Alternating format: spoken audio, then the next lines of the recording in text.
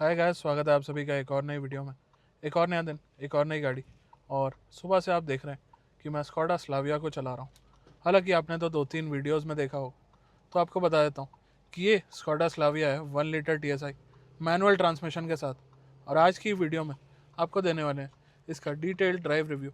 सुबह से चला लिया ऑलमोस्ट 200 किलोमीटर के आसपास, और इससे पहले भी क्योंकि मेरे फ्रेंड की गाड़ी है तो मैं इसे चलाता रहता हूँ। तो आज की इस वीडियो में आपको डिटेल में एक्सपीरियंस शेयर करता हूँ कि आखिर क्या कुछ रिस्पॉन्स है इस Skoda Slavia sport line 1 litre TSI with manual transmission का। तो चलिए शुरू करते हैं। चलिए दोस्तों, स्टार्ट करते हैं इस ड्राइव को अपने टिपिकल वे में।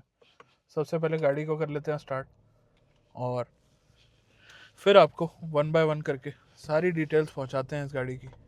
और कुछ नहीं छोड़ूंगा क्योंकि पूरा ढंग से इस गाड़ी को मैं एक्सपीरियंस कर चुका हूँ। तो सबसे पहले एर्गोनॉमिक्स की अगर बात करी जाए तो यहाँ आप देखेंगे पावर विंडोज़ के और ORVM के कंट्रोल यहाँ दिए गए हैं। अपने हेडलैम्प के कंट्रोल राइट साइड में दिए गए हैं, वाइपर के लेफ्ट साइड में अपने इंडिकेटर्स के, और उन्हीं के साथ आपको क्रूज़ कंट्रोल देखने को मिल जाता है। दिन हो रहा है तो लाइट वगैरह कर देते हैं बंद। और स्टीयरिंग पे आपको माउंटेड कंट्रोल्स देखने को मिल रहे हैं दोनों ही साइड। प्लस यहाँ आप देखेंगे ऊपर तो सनरूफ के कंट्रोल्स आपको ऑफर किए गए हैं, और ऑटो AC के कंट्रोल्स सेंटर में आपको देखने को मिल रहे हैं। तो ओवरऑल कंट्रोल्स की अगर बात करी जाए तो कोई भी कंट्रोल ऐसा नहीं है जो बिल्कुल ऑफ हो या आपको परेशान करे किसी भी तरीके से। बस ये जो इंडिकेटर्स और अपने वाइपर के कंट्रोल्स हैं, ये थोड़े से डिफरेंट रहते हैं स्कोडा की गाड़ियों में as compare to other cars. तो ये चीज़ आपको ध्यान दे के देखनी पड़ेगी। और अगर आप स्कोडा की गाड़ी पर स्विच कर रहे हैं तो डेफिनेटली आपको थोड़ा बहुत टाइम लगने वाला है इस चीज़ से अडेप्ट होने में। उसके बाद नेक्स्ट चीज़ों की बात अगर करी जाए तो एर्गोनॉमिक्स के बाद नेक्स्ट बात आ जाती है विजिबिलिटी की। तो फ्रंट विजिबिलिटी आप इस टाइम देख पा रहे हैं गाड़ी की किस तरह की दी गई है। और बीइंग अ सेडान कोई बोनेट विजिबिलिटी ना तो यहाँ पे दी गई है, और ना ही आपको एक्सपेक्ट करनी चाहिए इस गाड़ी के साथ। तो वो चीज़ तो यहाँ पे आपको नहीं मिलेगी।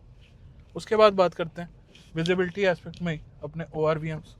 तो ORVM अगर आप देखेंगे ठीक ठाक साइज़ के हैं और ठीक ठाक विजिबिलिटी आपको प्रोवाइड करा देते हैं, तो वहाँ कोई ओवरऑल शिकायत नहीं है। और IRVM से अगर आपको दिखाऊं तो यहाँ से भी ठीक ठाक व्यू आपको मिल जाता है। ऑटो डिमिंग दिया गया है, तो ये भी एक काफ़ी अच्छी बात है। और ओवरऑल एस्पेक्ट्स के हिसाब से अगर बात करी जाए तो विजिबिलिटी पार्ट में कोई ख़ास शिकायत नहीं है। अब गाड़ी को ले लिया हॉल्ट पे, और अब आपको दिखा रहा हूँ इसका कैमरा। तो यहाँ अगर आप देखेंगे कुछ इस तरीके का कैमरा दिया गया है। क्वालिटी बहुत अच्छी नहीं है, बट कैमरा और 3 पार्किंग सेंसर्स मिल के आपको ठीक ठाक व्यू तो ऑफ़र कर ही देते हैं। चलिए, ये तो बात हो गई विजिबिलिटी की। अब नेक्स्ट बात करनी बहुत ज़्यादा ज़रूरी है ड्राइवर्स कंफर्ट की। तो ड्राइवर्स कंफर्ट में कई सारे एस्पेक्ट आ जाते हैं, और सबसे पहले तो सीट पोजीशन लेने में किस तरह का एस्पेक्ट रहता वो आपको बता देता हूँ। तो दोस्तों, स्टीयरिंग भी टिल्ट और टेलीस्कोपिक एडजस्टमेंट के साथ आता है, और सीट के अंदर भी हाइट एडजस्टमेंट वगैरह दे दी गई है। पेडल प्लेसमेंट आप देख सकते हैं, मेरे को तो कंफर्टेबल लगी। हालांकि क्लच वगैरह की हम बात आगे करेंगे कि किस तरह से रिस्पॉन्स करता, और अंडर थाई सपोर्ट भी मेरे को ठीक देखने को मिली। बाकी ओवरऑल टॉप एंड वेरिएंट नहीं है तो वेंटिलेटेड सीट वगैरह यहाँ पे नहीं है, तो उस तरह का कंफर्ट तो मुझे नहीं मिल पा रहा है। बट ओवरऑल अगर बात करते हैं जिस बजट में जो चीज़ें ऑफर्ड हैं, तो मेरे को ये गाड़ी काफ़ी ठीक देखने को मिली। और अब बात करेंगे और चीज़ों की जो कि एक गाड़ी के मामले में बहुत ज़्यादा इंपॉर्टेंट होती है। तो वो है दोस्तों एक गाड़ी का इंजन।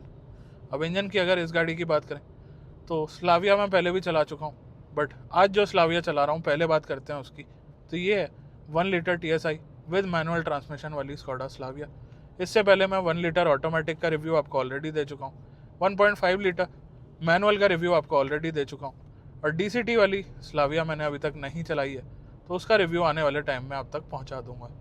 आज बात कर लेते हैं 1 litre TSI with manual transmission वाले की क्या रिव्यू है। तो सबसे पहले इंजन की स्पेक्स की बात करते हैं। तो 1 लीटर TSI है तो इससे समझ आ जाता है कि 1 लीटर का इंजन है, और 3 सिलेंडर इंजन है। इसमें पावर की बात करें तो 115 PS, और टॉर्क की बात करें तो 178 Nm। ये कुछ पावर फिगर्स हैं।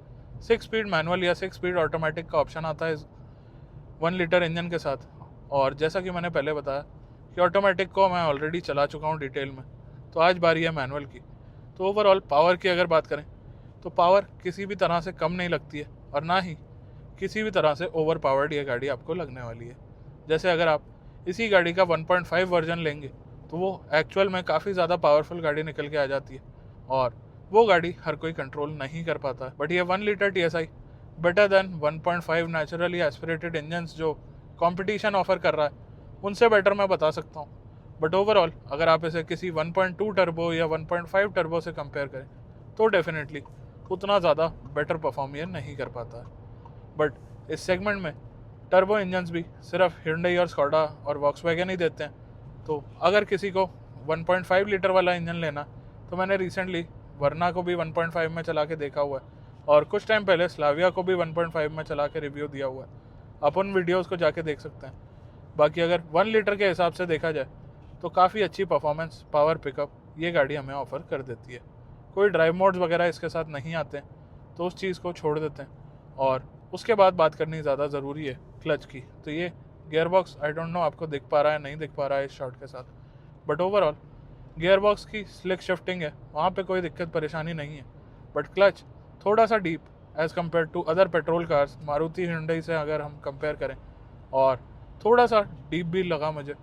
तो ये चीज़ आपको ध्यान देनी पड़ेगी टेस्ट ड्राइव के दौरान इन केस आप स्कोडा स्लाविया प्लान कर रहे हैं। और ये सेम एस्पेक्ट अपनी वॉक्सवैगन वर्टस, टाइगुन और कुशाक के साथ भी अप्लाई होता है क्योंकि चारों गाड़ियाँ लगभग सिमिलर ही हैं तो उनमें कोई बहुत बड़ा फ़र्क नहीं आएगा। और कुशाक मैं ऑलरेडी चला चुका हूँ, बस आपको उसका रिव्यू शेयर नहीं करा है।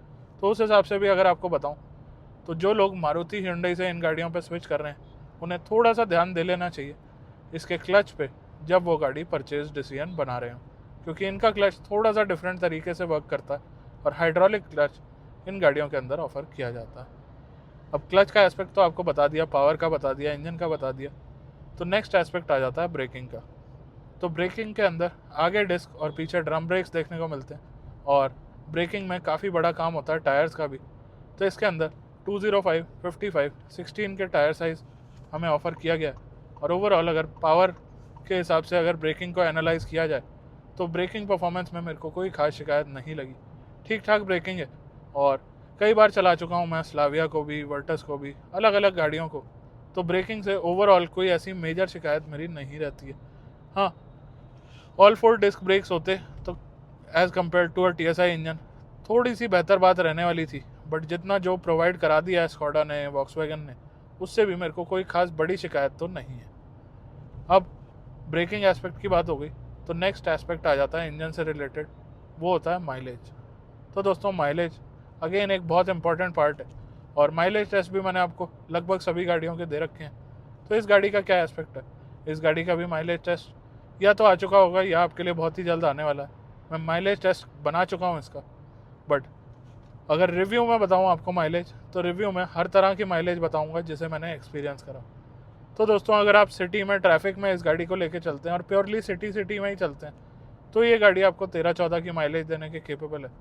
और अगर आप इसे हाईवे पे लेके निकल जाते हैं और प्योरली हाईवे इस गाड़ी को चलाते हैं तो 20 या उससे ऊपर की माइलेज भी आपको दे सकती है। अगर आप मिक्स कंडीशन में चलाएंगे तो कहीं बीच में आपकी 17-18, जिस तरह से आपकी ड्राइविंग रहेगी उस तरह से ये माइलेज आपको दे देगी। और अगर आप बिल्कुल TSI इंजन को उसका मज़ा लेके चलाते हैं और बिल्कुल ही रफ़ तरीके से अपनी गाड़ी को चलाते हैं तो ये गाड़ी आपको सिंगल डिजिट में भी माइलेज दे सकती है। बाकी पीक ट्रैफिक में अगर आप बहुत ज़्यादा फंस जाते हैं, नॉर्मल ट्रैफिक की मैं 13-14 माइलेज बता दी आपको, तो पीक ट्रैफिक में भी पॉसिबिलिटी है कि आपकी माइलेज फिगर सिंगल डिजिट में आ जाए। अब स्पीडोमीटर में थोड़ा सा MID का लुक चेंज करते हैं और वहाँ पे आपको दिखाता हूँ माइलेज वगैरह कितनी दिखा रहा है। तो रेंज इस टाइम दिखा रहा है 610 की और माइलेज दिखा रहा है 9.5 की। तो ये रियल माइलेज नहीं है। रियल माइलेज क्यों नहीं है, क्योंकि दोस्तों इस वीडियो को देने से पहले आपके लिए शूट करा था इस गाड़ी का डिटेल्ड वॉक अराउंड, वो वीडियो आपके लिए ऑलरेडी आ चुका है। तो आप चाहें तो जाके देख सकते हैं कि 2025 में स्कोडा स्लाविया के स्पोर्ट लाइन वेरिएंट में आपको क्या क्या चीज़ें ऑफ़र हो रही हैं। और उस वॉक अराउंड को बनाने के दौरान गाड़ी थी स्टार्ट, क्योंकि आजकल गर्मी काफ़ी ज़्यादा हो गई है और उस चक्कर में ये माइलेज हो गई ड्रॉप। तो इन केस आप एक TSI इंजन को स्टार्ट रखते हैं no matter for what purpose, तो भी आपकी माइलेज कुछ इस तरह से सिंगल डिजिट में आ सकती है। अब मैंने काफ़ी देर तक हॉल्ट पे रखा था गाड़ी को और आप हो सकता है किसी से मिलने के लिए गाड़ी को स्टार्ट करके खड़ा रखें, हो सकता है कुछ खाने पीने गाड़ी को स्टार्ट करके खड़ा रखें, बट कोई भी एस्पेक्ट हो तो उस केस में भी ये TSI इंजन आपको बहुत अच्छी माइलेज नहीं देगा। चलिए, अब ये तो हो गई माइलेज की बात। अब स्कोडा वॉक्सवैगन को लेके माइलेज का उतना कंसर्न नहीं रहता है लोगों को, क्योंकि उन्हें पता है कि वो किस तरह की इंजीनियरिंग, किस तरह की टेक्नोलॉजी खरीद रहे हैं। और स्कोडा वॉक्सवैगन जनरली जाने जाते हैं पावर परफॉर्मेंस के लिए। तो पावर परफॉर्मेंस तो मैंने आपको बता दी इस गाड़ी की। अब उसी के साथ एडिशनल चीज़ जो बतानी है, हैंडलिंग और हाई स्पीड स्टेबिलिटी। बाकी इस टाइम मैंने चला दिया है अपना फ्यूल इकोनॉमी मीटर, जो कि रियल टाइम है, और उस पर आप नज़र रख सकते हैं अगर आप माइलेज के बहुत ज़्यादा कीन है। वैसे मैं आपको ये सजेस्ट करूँगा कि अगर आप माइलेज वाली गाड़ी देख रहे हैं तो मेरे हिसाब से आपको स्कोडा वॉक्सवैगन नहीं देखनी चाहिए, क्योंकि स्कोडा वॉक्सवैगन स्पिरिटेड ड्राइविंग के लिए बनाई जाती हैं और शेयर ड्राइविंग प्लेजर के लिए बनाई जाती हैं रादर दैन माइलेज निकालने के लिए। अगर आपको माइलेज निकालनी है तो सामने आप देख पा रहे होंगे होंडा सिटी हाइब्रिड चल रही है, और माइलेज निकालने के लिए हाइब्रिड से अच्छा वैसे भी कोई ऑप्शन नहीं होता। तो उस ऑप्शन को क्यों ना कंसिडर करा जाए जो जिस काम के लिए बनाया गया। चलिए, खैर ऑफ टॉपिक चला गया मैं थोड़ा सा। अब हम बात करने जा रहे थे हैंडलिंग और हाई स्पीड स्टेबिलिटी की। तो दोस्तों, हाई स्पीड मैंने कहाँ तक चला के देखा इस गाड़ी को, पहले तो वो बता देता हूँ आपको। तो मैंने अराउंड 120 की स्पीड तक इस गाड़ी को चलाया, और 120 की स्पीड तक मेरे को कोई खास शिकायत इस गाड़ी से नहीं रही है। नो मैटर इसका पिकअप हो या जिस तरीके से ये 100 से 120 की स्पीड पे हैंडल करती है खुद को, जिस तरह से आप इसको मैन्यूवर कर पाते हैं। ऑल्दो रफ ड्राइविंग का ही पार्ट होता है वो, अगर आप 100-120 की स्पीड पे कटिंग कर रहे हैं गाड़ी के साथ, बट स्टिल हमारा काम है टेस्ट करना। तो मैंने खाली रोड पे कुछ एस्पेक्ट्स में इसे टेस्ट करा था, तो वहाँ पे तो मेरे को कोई दिक्कत परेशानी नहीं आई। और हाई स्पीड पे कितनी स्टेबल रहती है वो एस्पेक्ट भी आपको बता देता हूँ। तो दोस्तों, ओवरऑल हाई स्पीड स्टेबिलिटी भी गाड़ी की काफ़ी अच्छी रखी गई है, और इन सब एस्पेक्ट्स में काम आता है सस्पेंशन।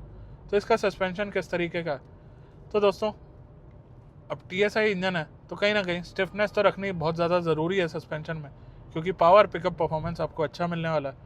तो स्टिफ और कंफर्ट का अच्छा खासा बैलेंस यहाँ पे स्कोडा ने बना लिया है, और उस बैलेंस की वजह से नो मैटर आप लो स्पीड में चल रहे हो, आप सिटी में चल रहे हो, आप हाईवे पे चल रहे हो, आप किसी भी एस्पेक्ट में अपनी गाड़ी को चला रहे हो, आपको बहुत ज़्यादा परेशानी नहीं आएगी। और आपकी फैमिली भी अगर साथ बैठी है तो कुछ ही टाइम में जैसे आप किसी गाड़ी से स्विच कर रहे हैं तो आप अडेप्ट हो जाने वाले हैं स्कोडा स्लाविया के कंफर्ट के साथ, तो वहाँ तो आपको कोई दिक्कत नहीं आने वाली है।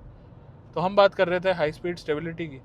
तो अब आजकल आप एक्सप्रेसवेज वगैरह पे देखेंगे, एक तो सर्दियों में फॉग के चक्कर में स्पीड लिमिट घटा दी गई है, अराउंड 80 की स्पीड लिमिट हो चुकी है यहाँ, टू बी एग्जैक्ट 75 की हो चुकी है।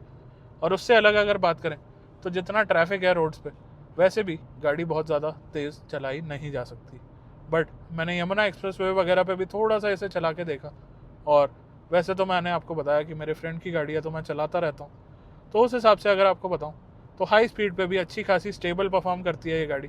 और इन केस आपको सडन ब्रेकिंग वगैरह लेनी पड़ जाती है, या फॉर एनी रीज़न आपको लेन चेंज करना पड़ जाता है, क्योंकि आजकल जो ड्राइवर्स आ रहे हैं वो काफ़ी डिफरेंट तरीके से अपनी गाड़ी को चलाते हैं, तो भी आपको इस गाड़ी के साथ कोई दिक्कत, कोई परेशानी नहीं आने वाली है।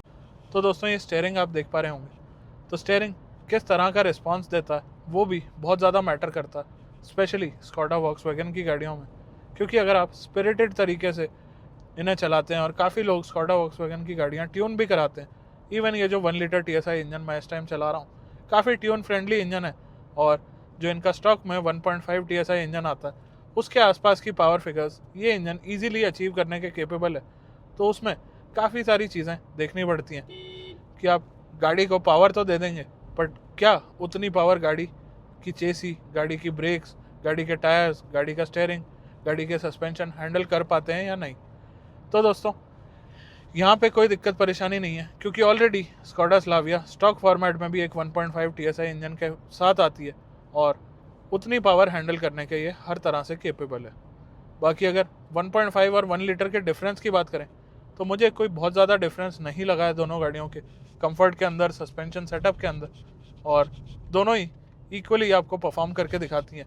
काफ़ी लोग ऐसा बताते हैं कि वॉक्सवैगन वर्टस जो है वो थोड़ी सी स्टिफर साइड रखी गई है अपने 1.5 इंजन के साथ या GT लाइन के साथ। तो दोस्तों, मेरा भी एक्सपीरियंस कुछ इसी तरह का है कि हाँ, डेफिनेटली वॉक्सवैगन वर्टस की अगर बात करी जाए तो उसे मैंने 1.5 DCT के अंदर, या DSG उसे बोलता है वॉक्सवैगन, उसके अंदर चला रखा है। तो वो डेफिनेटली थोड़ा सा आपको स्टिफर साइड फील होने वाला है। खैर, जब रिव्यू इसका हो रहा है तो बात इसकी करते हैं, कभी और किसी और गाड़ी की बात तो ज़रूर कर ही लेंगे। तो ओवरऑल अगर बात करते हैं तो ये गाड़ी का स्टीयरिंग आपको किसी भी तरह से परेशान नहीं करने वाला, क्योंकि सिटी में अगर आप इस गाड़ी को चलाते हैं तो स्टीयरिंग लाइट रहता है, और हाईवे पे अगर हाई स्पीड में आप इस स्टीयरिंग को चलाते हैं तो ये ठीक ठाक वेट ऐड ऑन कर लेता है। उसके अलावा अगर बात करी जाए तो सेडान्स के अंदर थोड़ा सा देखा गया है कि ग्राउंड क्लियरेंस का लोगों को काफ़ी इशू आता है। यही रीज़न है कि आजकल पब्लिक जो नई गाड़ियाँ खरीद रही है वो स्विच होती जा रही है SUVs की तरफ।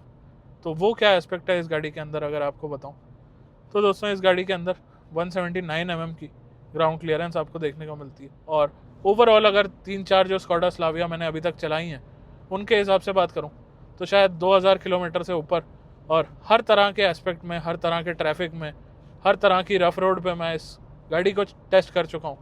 तो मेरे एक्सपीरियंस में ग्राउंड क्लियरेंस के मामले में आप काफ़ी ज़्यादा खुश रहने वाले हैं अगर आप स्कोडा स्लाविया परचेज़ करते हैं। अब फीचर्स की तरफ आ जाता हूँ तो दोस्तों, being a second top variant, कहीं ना कहीं कुछ बेल्स एंड विसल्स, कुछ मेन फीचर्स कंपनी काटती है। और इसके अंदर क्या फीचर्स ऐसे हैं जो कि कट गए हैं या हमारे सामने इस टाइम नहीं है, वो आपको बता देता हूँ। तो एक तो डायमंड कट अलॉय व्हील्स नहीं आ रहे हैं इस पर्टिकुलर वेरिएंट के अंदर, और एक डिजिटल स्पीडोमीटर नहीं आ रहा है, और एक वेंटिलेटेड सीट्स यहाँ से मिसिंग है। ये 3 मोटे मोटे ऐसे फीचर्स हैं जो मेरे को लग रहा है कि यहाँ पे मैं स्पॉट नहीं कर पा रहा हूँ। अदरवाइज़ सारी चीज़ें यहाँ पे आपको इस वेरिएंट के अंदर भी देखने को मिल रही हैं, और यही चीज़ है जो खास बनाती है इस वेरिएंट को। स्पोर्ट लाइन वेरिएंट की मैं बात कर रहा हूँ कि ऑल ब्लैक एक्सेंट्स आपको देखने को मिल रहे हैं एक्सटीरियर बॉडी पे। तो वो चीज़ अगर आप वाइट कलर के साथ या रेड कलर के साथ या किसी भी लाइट कलर के साथ पेयर करेंगे पियानो ब्लैक एक्सेंट्स को, तो डेफिनेटली आपकी गाड़ी की लुक्स काफ़ी ज़्यादा डिफरेंट निकल के आने वाली है और काफ़ी ज़्यादा अच्छी लगने वाली है। अब थोड़ी सी बात कर लेते हैं फीचर्स की जो ऑफ़र कर दिए गए हैं। मिसिंग फीचर्स तो मैंने आपको बता दिए। तो दोस्तों, एक अच्छे खासे साइज़ का टच स्क्रीन सिस्टम जिसका टच रिस्पॉन्स भी अच्छा है, और ओवरऑल किसी भी तरह से ये आपको परेशान नहीं होने देता, तो ये चीज़ यहाँ पे ऑफ़र कर दी गई है।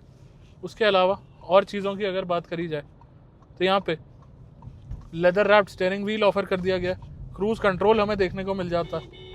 और उसके अलावा अगर बात करी जाए तो एक बार टर्न ले लेता हूँ, और टर्न लेने के बाद इसके अंदर wireless Android auto, Apple CarPlay आपको देखने को मिल रहा है। ऑटो AC दे दिया गया।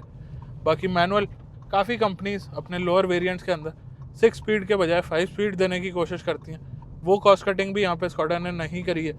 और auto start stop system, ambient light, multi layered dashboard, auto dimming IRVM, ये कुछ ऐसे फीचर्स हैं जो काफ़ी गाड़ियों के टॉप एंड वेरिएंट में भी आपको देखने को नहीं मिलते हैं। अगर इस सेगमेंट की भी बात करूं तो वो चीज़ें यहाँ पे स्कोडा ने ऑफ़र कर दी हैं अपने सेकंड टॉप वेरिएंट के अंदर। तो ये एक काफ़ी अच्छी बात लगी मुझे।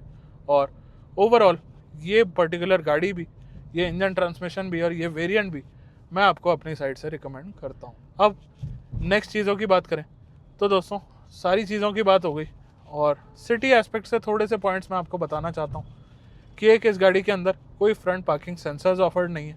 कुछ ही टाइम पहले मैंने वरना चलाई थी, उसके अंदर ये चीज़ें ऑफ़र करी गई थी। तो कहीं ना कहीं एक सेडान के अंदर उतनी ज़्यादा क्लियर विजिबिलिटी नहीं होती है, चाहे बोनट हो चाहे बम्पर हो। तो अगर आपको उतना अंदाज़ा नहीं है तो फ्रंट पार्किंग सेंसर जैसी चीज़ एक प्रीमियम कार में डेफिनेटली ऑफ़र करी जानी चाहिए थी। तो वो चीज़ यहाँ पे मिसिंग है। और 360 डिग्री कैमरा काफ़ी लोगों को चाहिए होता है, मुझे पर्सनली नहीं चाहिए, बट जिन लोगों को चाहिए होता है तो उनके लिए एटलीस्ट एक ऑप्शन तो अवेलेबल होना चाहिए। फ्रंट पार्किंग सेंसर्स का ऑप्शन आपको स्कोडा की जेन्युइन एक्सेसरीज़ में देखने को मिल जाता है, तो ये एक काफ़ी अच्छी बात है। बट 360 डिग्री कैमरा का ऑप्शन अभी तक इस गाड़ी के अंदर नहीं आया है। बाकी और फीचर्स की अगर बात करें तो सेगमेंट के अंदर ADAS वगैरह के फीचर्स भी अब काफ़ी सारी गाड़ियाँ ऑफ़र कर रही हैं।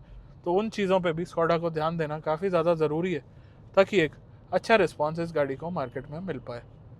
अब वीडियो को क्लोज़ करने से पहले थोड़ी सी बात कर लेते हैं कंपटीशन की, और कौन सी गाड़ी किस तरह से स्लॉट इन करी गई है इस सेगमेंट के अंदर, उसकी थोड़ी सी बात कर लेते हैं।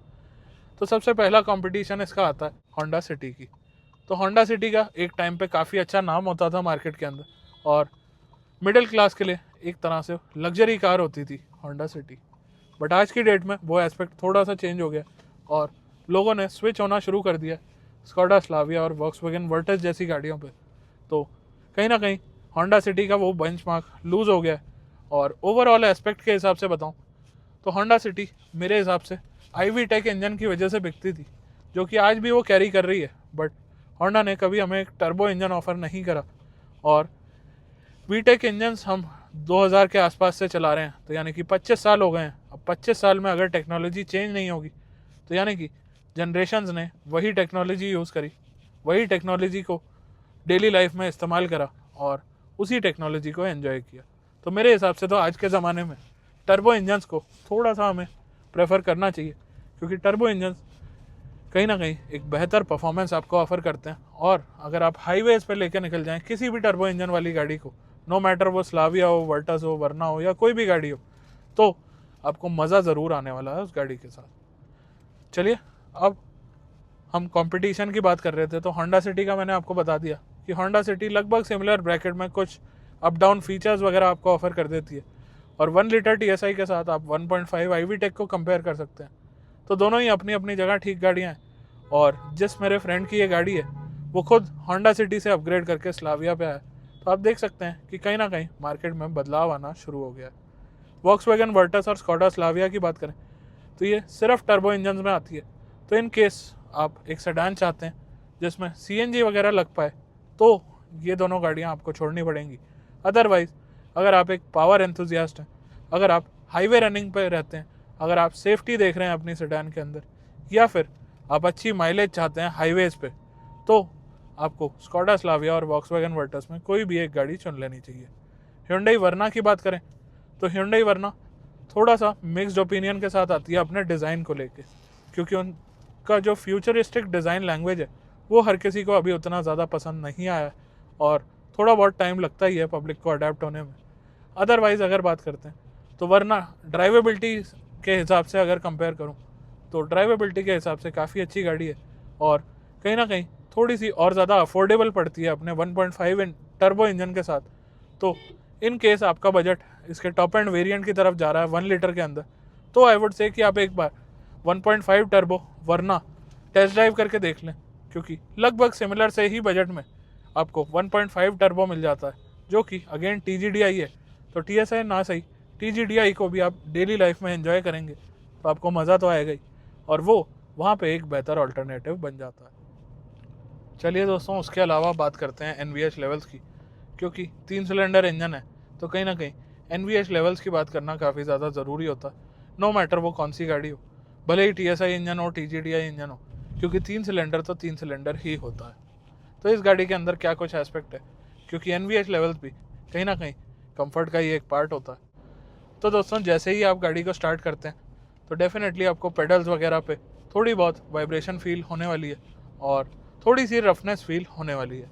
ऐसा नहीं है कि स्कोडा का है तो 3 सिलेंडर फील नहीं होगा, बट एज़ कम्पेयर टू और 3 सिलेंडर जो मार्केट के अंदर आते हैं, बाकी काफ़ी रिफाइंड और काफ़ी ज़्यादा वेल मैनेज 3 सिलेंडर इंजन आपको ये देखने को मिलता है। उसके अलावा बात करें तो दोस्तों, नॉइज़ की अगर बात करी जाए तो डेफिनेटली नॉइज़ भी आपको थोड़ी बहुत इसकी आने वाली है, और हाई RPMs पे तो हर गाड़ी के अंदर नॉइज़ आती है, बट इसकी नॉइज़ आपको उतनी ज़्यादा स्मूथ नहीं लगेगी जितनी एक नॉर्मल 4 सिलेंडर इंजन की लगती है।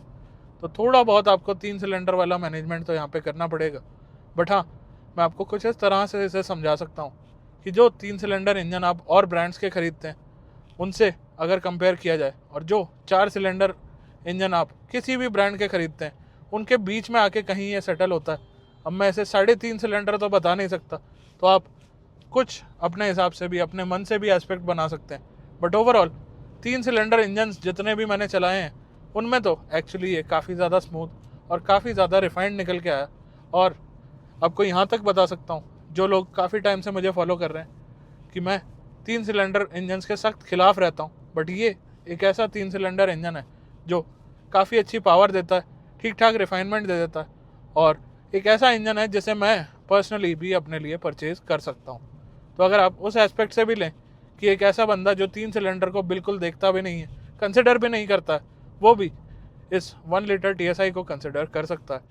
बाकी दोस्तों मेरे हिसाब से यही कुछ था जो आपको समझाना था, बताना था इस वीडियो के अंदर।